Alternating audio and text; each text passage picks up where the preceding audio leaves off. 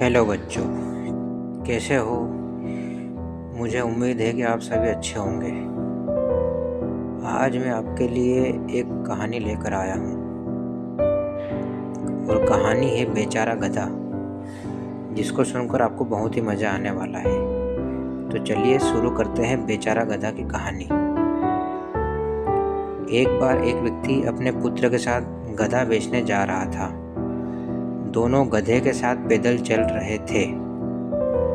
जब वे दोनों बाजार से गुजर रहे थे तो किसी ने कहा, देखो गधा साथ होते हुए भी दोनों पैदल चल रहे हैं। एक आदमी बोला, अरे तुम दोनों में से कोई एक गधे पर बैठ क्यों नहीं जाता।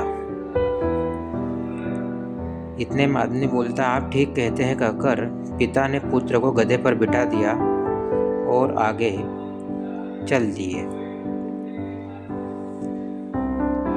आगे चलकर जब वो एक गांव से गुजर रहे थे तो गांव से गुजरने पर एक व्यक्ति बोलता है, अरे कैसा बेशर्म लड़का है, खुद गधे पर बैठा है और इसका पिता पैदल चल रहा है। गांव वालों की बातें सुनकर लड़के को गधे से उतारकर पिता स्वयं उस पर बैठ गया और लड़का पैदल चलने लगा। वे थोड़ा आगे बढ़े ही थे कि एक स्त्री चिल्ला उठी, अरे यह आदमी खुद तो गधे पर बैठा है और बच्चे को पैदल चला रहा है, उसे भी गधे पर क्यों नहीं बैठा लेता। इस तरह गांव की स्त्रियां बातें कर रही थी।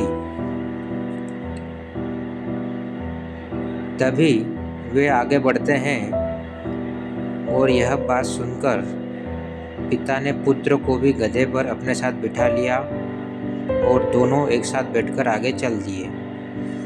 कुछ आगे जाने पर एक व्यक्ति ने उन्हें रोककर कहा, इस बेचारे कमजोर गधे पर तुम दोनों बैठ गए हो, तुम्हें शर्म नहीं आती।